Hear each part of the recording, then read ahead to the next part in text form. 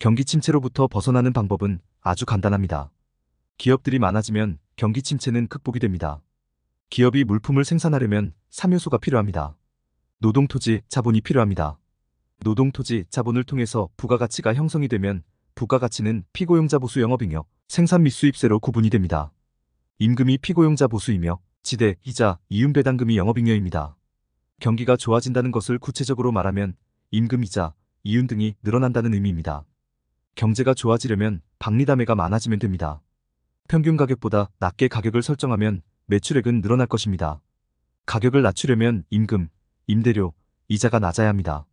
기준금리가 인하되면 경기가 좋아진다는 의미가 바로 이자 부담이 줄어들기 때문입니다.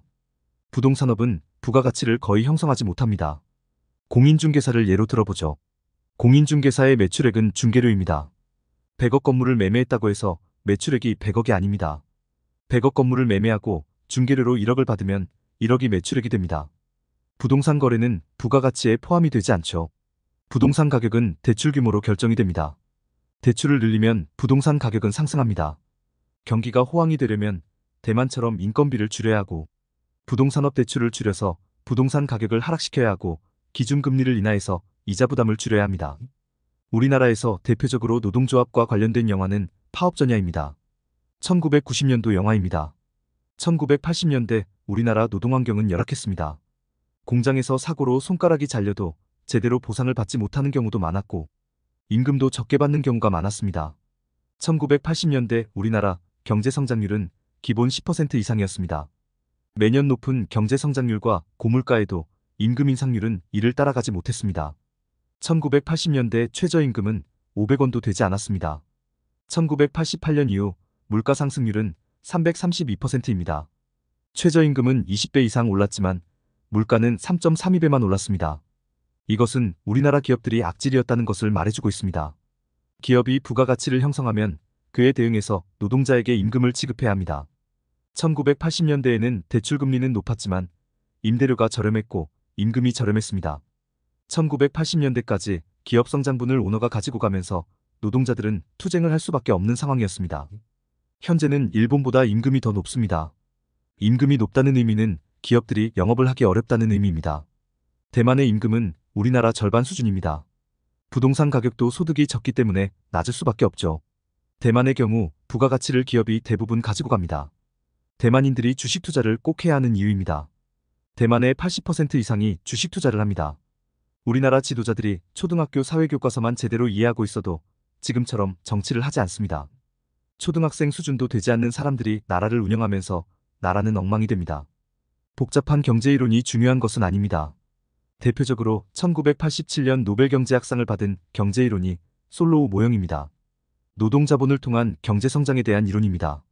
경제이론에서 자본에는 토지도 포함이 됩니다. 이런 복잡한 경제이론은 몰라도 초등학교 수준은 최소한 알 필요가 있습니다. 임금, 임대료, 이자를 낮추려는 노력이 필요합니다. 우리나라에서 가장 큰 문제는 최저임금이 차등화되지 않은 것입니다. 경제가 성장하려면 임대료가 낮아야 합니다. 정부는 정반대 짓을 하고 있죠. 부동산 가격을 높이면 임대료가 높아지기 때문에 경기 침체는 당연히 발생합니다. 부동산 매매, 주식 매매는 부가가치를 형성하지 않습니다. 부동산 중개 수수료와 주식 거래 수수료는 부가가치를 형성하지만 부동산 주가를 높인다. 고 경제는 좋아지지 않습니다. 정부는 주식, 부동산 가격 높이는 것에만 집착하고 있습니다.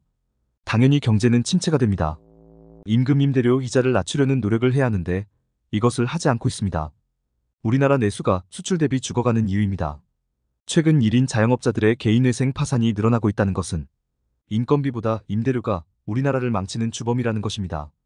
또한 부동산을 높이기 위해서 국민건강보험료를 올리고 청약저축 인정액을 25만원으로 늘리는 것은 경기 침체를 더욱더 가속화하고 있습니다. 이것은 준조세에 해당이 됩니다. 가처분 소득이 줄어들게 되고 소비 여력이 줄어들면서 경기 침체는 더욱더 가속화될 것입니다. 앞으로 함부로 사업 등을 하시면 안 됩니다. 경기가 좋아질 가능성은 사실상 없습니다. 지금 우리나라는 호황입니다. 수출 기업은 사상 최고치를 찍고 있습니다. 2022년도 부동산이 반에 반토막 나게 했어야 했습니다. 그래야 부실이 정리가 되고 부동산 가격이 상승하면서 경기는 호전이 됩니다. 인위적으로 부동산 가격 하락을 막은 것이 결정적이었습니다. 부동산 가격은 높고 경기가 침체되는 악순환은 계속해서 반복될 것입니다.